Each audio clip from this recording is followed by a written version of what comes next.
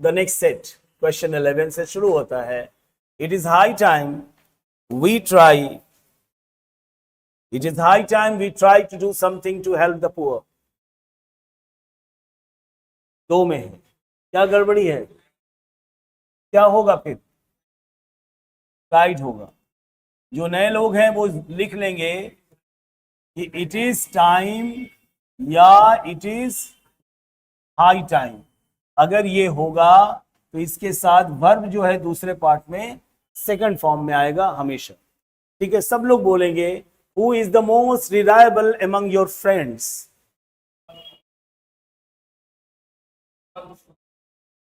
क्यों, अमंग में क्या प्रॉब्लम है? Who is the most reliable among your friends, तो आपने कहा कि अमंग नहीं अमंगस्ट होगा, है ना. लेकिन एरर किस पार्ट में? उस पार्ट में एरर है नहीं, और ये कल हम पढ़ चुके हैं. when there is a collection and you have to do a selection, the correct answer will be who के जगह क्या हो जाएगा? ये बात हो गई.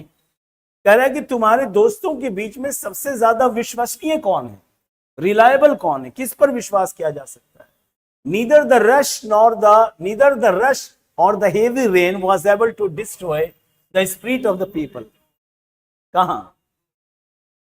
बी में होगा. क्या गड़बड़ी है? ये नाइदर या नीदर के बाद ये और नहीं बल्कि नॉर का प्रयोग होता है. ये सब्जेक्ट वर्ब एग्रीमेंट शायद अभी नहीं पढ़े ना, उसमें ये बातें होंगी. Unless you do not tell me what happened yesterday we can't help you.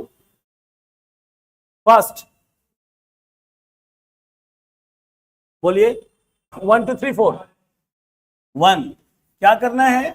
Unless वाला सेंटेंस निगेटिव नहीं होता तो क्या करेंगे? Unless you tell me. Unless वाला सेंटेंस निगेटिव नहीं होता.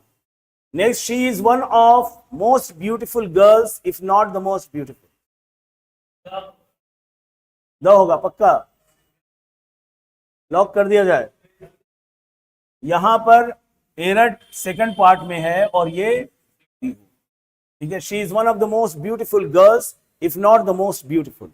एक स्ट्रक्चर है, आपने तो इसलिए लगाया कि सुपरलेटिव डिग्री के पहले द का प्रयोग होता है, लेकिन ये स्ट्रक्चर भी आप जान लें. ठीक है, कि वह यदि सबसे सुंदर लड़की नहीं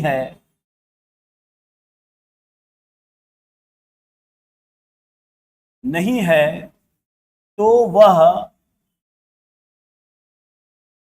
उनमें से एक है. उनमें से मतलब किस में? सुंदर लड़कियों में से. तो she is one of the most beautiful girls, वो बहुत सारी सुंदर लड़कियों में से एक है. If not the most beautiful, अगर सबसे अधिक सुंदर नहीं तो. ठीक है. Next, come fast or we shall miss the bus. Come fast or we shall miss the बस.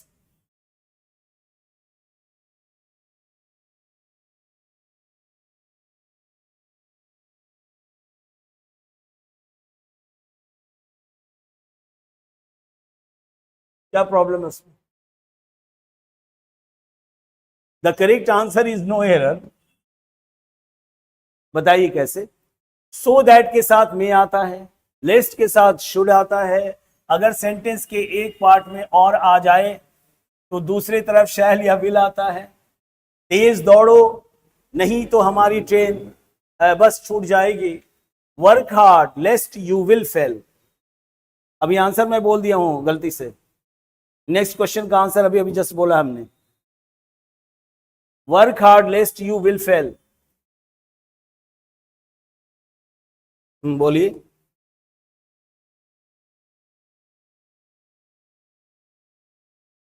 The correct answer is 3. Will के जगह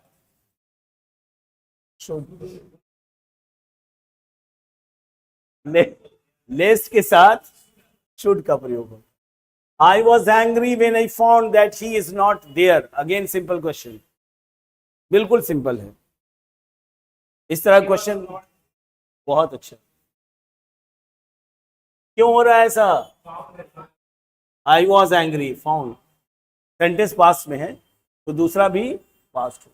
it is good to act than to say, आराम से, it is good to act than to say, common sense.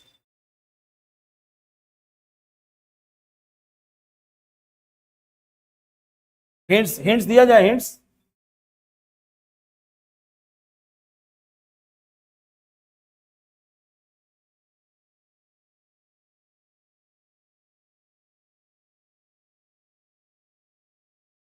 बोलिए क्या गड़बड़ी है, sentence सही है। रामिस, क्यों?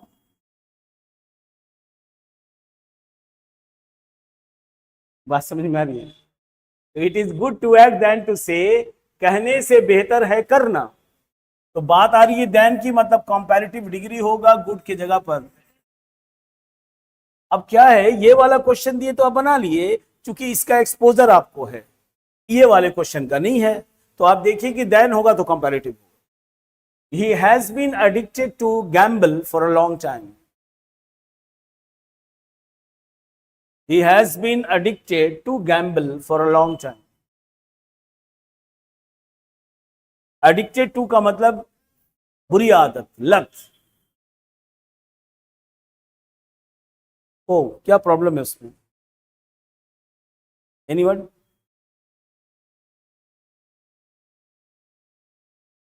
लंबे समय से, for a long time, period of time है, पीरियड ऑफ टाइम, इसलिए तो फॉर लगेगा। तो फॉर में कोई एरर नहीं है। बोलिए।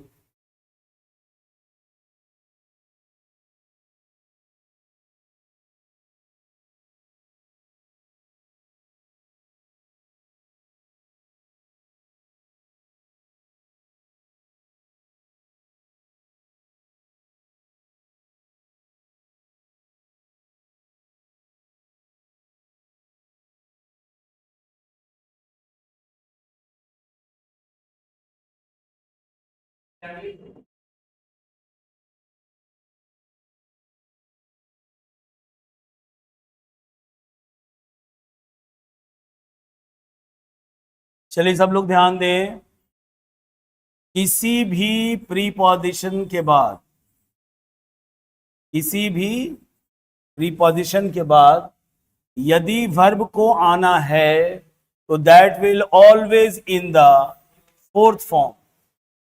किसी भी प्रीपोजिशन के बाद अगर कोई वर्ब आएगा that will always come in the fourth form. हाँ, चूंकि ये अच्छी बात है तो हिंट्स में दे ही रहा था। तो he has been addicted to gamble. अब मैंने क्या कहा था आपसे? मैंने ये कहा कि जब हम सेट बनाते हैं तो जब बनाते हैं तो उस समय कोई नई चीज आ गई जो पहले से आप नहीं जानते थे, तो आपको समझ में आ गया, अच्छा एडिक्टेड टू। अच्छा, मैं ये नहीं कह रहा कि टू के बाद वर्ब का फोर्थ फॉर्म आएगा। अगर मैं टू के बाद वर्ब का फोर्थ बताऊं तो आपका सिर्फ एक क्वेश्चन सॉल्व होगा कि टू के बाद वर्ब का चौथा रूप लगाएंगे। मैं ये नहीं बता रहा, मैं क्या कह रहा हूं, किसी भी प्रीपोजिशन के बाद, यहां कौन सा था, कोई भी प्रीपोजिशन हो और उसके बाद यदि वर्ब आना हो तो दैट मस्ट बी इन